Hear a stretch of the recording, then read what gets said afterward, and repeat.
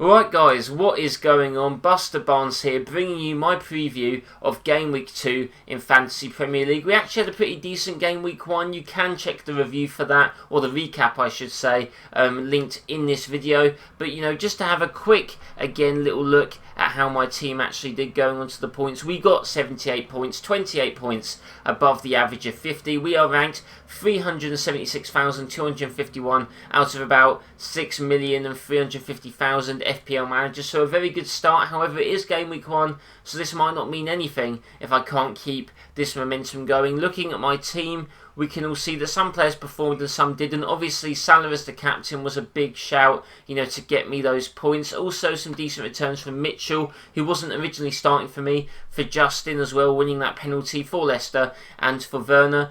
Some questions going into Game Week 2 though. Ings didn't perform, Son didn't perform, Mitrovic and obviously Vinagre didn't start for Wolves. So, I was thinking, do I want to save my transfer? Because that was the plan at the start, was to try and save it and get 2. However, looking at how some other players performed, some other fixtures, I am sort of a bit tempted to, make some transfers, and you guys will actually see if I have done that or not so far later in this video. But if I was, going to look at some players, obviously Alexander-Arnold did not, perform that well. However, against Chelsea, he actually scored a goal in each of Liverpool's last 2 games in the Premier League against Chelsea, a free kick against Kepa.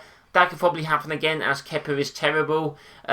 Mitchell as well, this is kind of my query. I'm sort of thinking, do I take out Vinagre this week if, Mitchell is going to, play against Manchester United? He might not do very well, but I'm sort of thinking, where's the rank of importance for who I need to transfer out at the moment? McCarthy obviously is my set and forget keeper. He doesn't need to perform every week, so him getting 2 points is fine. Heung-min Son, Spurs' fixtures are good. I was sort of tempted to, at the start at least, before Game Week 1 happened, I was tempted to, have a look at Manchester United players. Do I want to bring in Rashford or Greenwood? Greenwood, there's obviously question marks over because of what happened in the England squads. Will he play United's first game? I'm not too sure. Also, with United and City, they've had some time off, and you don't know exactly how they're going to perform or how they're going to line up in their first game. So there are some question marks around that. So I am probably going to avoid those two for the first week. Could come back to bite me, could be a detriment, but that's just what I'm thinking of doing. Mitrovic, unfortunately and disappointingly, did not start against Arsenal. However, because Fulham got beat 3-0, because I believe Mitrovic was maybe lacking a bit of fitness, which he now, I think, hopefully has, I do back him to start against Leeds, who obviously, both from the Championship, there could be some goals in that game against each other. Ings was the one who I thought had, had the most thought for concern. He didn't score against Palace, which, he had some opportunities, but also when he was partnered with Che Adams, you did see Ings sort of coming back a bit more, kind of like the Harry Kane thing where they're coming back a bit deeper. That was a bit concerning. So, he was one of the main people that I was, debating whether or not to sell. I do think there's definitely a chance that he could score against Tottenham. But, when I'm looking at other players who performed well in Game Week 1, I'm sort of trying to weigh up the pros and negatives of each one. Another player that I was thinking of selling as well was Vinagre. I don't know whether I'm tempted to keep him and see if they're going to, throw him in, to a game, and maybe see which ones performs better out of him and Marcel. Maybe they're competing. But, Marcel did get to a Champions League semi-final, and obviously Johnny, will come back eventually. So I'm not sure if Vinagre is someone who I actually do want to keep. Reed also got 2 points, so that's all you want from your 4.5 million midfielder, is for them to pick up some points. But, without further ado, let's actually get to my team now, currently, and see if I've made any changes. Okay, so I'm on pick team now, and I actually just saw Werner's little yellow bar change to a green one, as he is confirmed to be fit for the Liverpool game, which is good. He's not going anywhere at the moment. I do also think that when Jorginho's not on the pitch, we'll see Werner take some penalties, so there's always a chance of that as well. If you guys actually want to check out my prediction of where I think Werner will be playing in that Chelsea match, you can actually check out my Chelsea vs Liverpool preview, which will be up tomorrow, the day before the game starts. So just a little shameless plug there for that future video. But as you guys can see, I have in fact made one transfer, and that is getting rid of Danny Ings for Dominic Calvert-Lewin. Now, it is risky, obviously, only giving a player 1 week. You should really be looking at your teams and thinking, 4 weeks in advance. If your player doesn't perform in the first week, you should give them another chance. But with Ings, I just didn't like what I saw, and with Calvert-Lewin, I did like what I saw. Calvert-Lewin now has good fixtures. Everton's fixtures now, after that Spurs game, are quite decent. James Rodriguez looks like a great player. It looks like he's been playing in the Premier League for a few seasons already.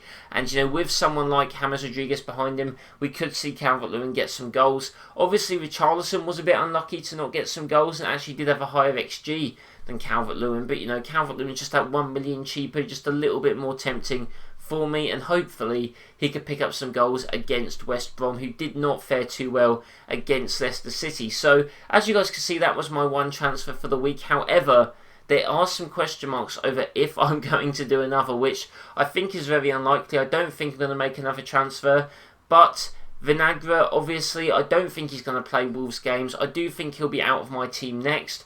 But I am keeping an eye on player prices, and a player that I'm liking the look of, obviously, is Chelsea's Reece James.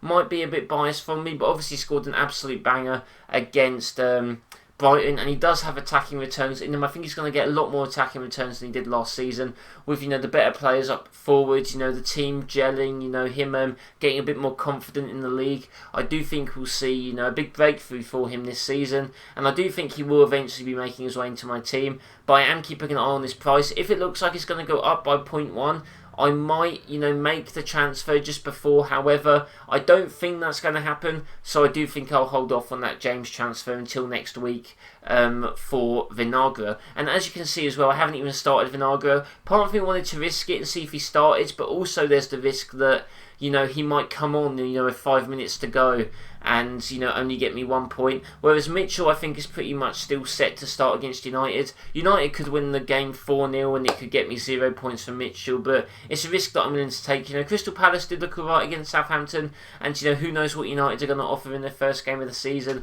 So it is a risk, but it's what I'm going to stick with. Captaincy armband is on Aubameyang, and it was on Salah last week, which proved to be the right choice. I'm hoping that he's not going to punish me for taking the captain's armband off him this week. I just think fixture-wise it makes a lot more sense. West Ham did not look too good against Newcastle. St. Maximin may be a player that I'm going to monitor the next few weeks and see just how Newcastle do. I do think with Fraser and Wilson that front three looks very good.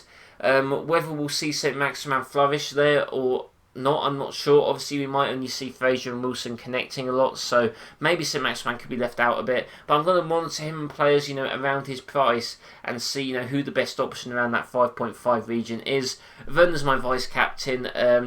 I just had to make it someone, and obviously I'm going to back Chelsea over Liverpool, even though, I'm a bit sceptical about what I might think the result's going to be. I'm going to back the boys, so I've put Werner at the vice-captain role there. Starting Justin as well against Burnley. He's another player that I might eventually have to offload soon. When Pereira comes back, it'll be interesting to see who plays at left-back. I think it'll probably be Leicester signing Castagna, so that could mean that Justin will have to eventually edge out of my team. But, against Burnley, that could be a decent game. Burnley obviously keep clean sheets, but, they don't necessarily always score all the time. So, hoping for a Leicester clean sheet in that game as well. McCarthy against Tottenham, hopefully he can get some save points too. So yeah guys, that is my team heading into game week 2. Leave in the comments below what your guys' teams are or what you think of my team. Who do you think I should have brought in? Who do you think I should sell? Who are you guys bringing in as well? I would love to know. So guys, in this series now, I didn't do it last week, but I thought this could be interesting. I'm actually going to pick out 3 fixtures every single week that I think you should all keep an eye on, and maybe you should bring in certain players from those fixtures, as I do think that those games could either be high scoring or could be very dominant for one team. The first game that I'm obviously going to start with is Everton versus West Brom. West Brom not looking too great against Leicester, Everton looking pretty good against Spurs. I think we could see some nice Everton returns if you have Richarlison, Calvert-Lewin or James Rodriguez. Maybe that's a bit biased because I brought in Calvert-Lewin, but I do think that those are 3 players that you're going to want to look at for this game, as I do think it could prove very well for them. Digne as well, another great option. Everton could definitely pick up a clean sheet, and a second clean sheet of the season against West Brom. So Digne definitely could prove to be a really nice defender to have. Another fixture I think we should all be watching is Manchester United versus Crystal Palace. Despite Crystal Palace winning their game, and despite me saying we're not too sure what we're going to get from United, obviously on paper this is a fixture where United should win. Obviously, in the restart last season as well, they were battering teams, 4 goals, 5 goals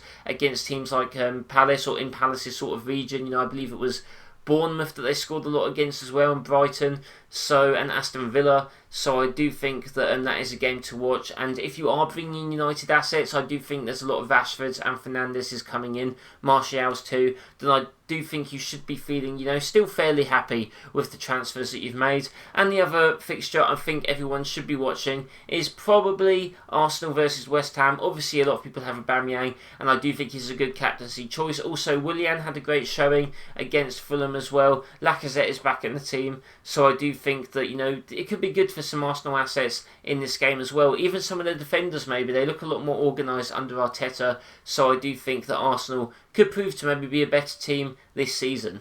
Okay guys, so that was the video, my Game Week 2 preview. I will be back after the Game Week ends to give you my recap of the Game Week. Hopefully my team can continue to perform well and I, beat the average and maybe even go up a few more ranks. If you guys did enjoy this video, please be sure to leave a like and comment your teams down below. Interact, ask me any questions that you may have regarding FPL. I'll do my best to give you some good advice. Also, subscribe to my channel for more Fantasy Premier League videos, as well as, future FIFA 21 videos, Chelsea recaps, Chelsea previews, and just footballing videos in general as well. Thank you guys all for watching, and I'll see you next time.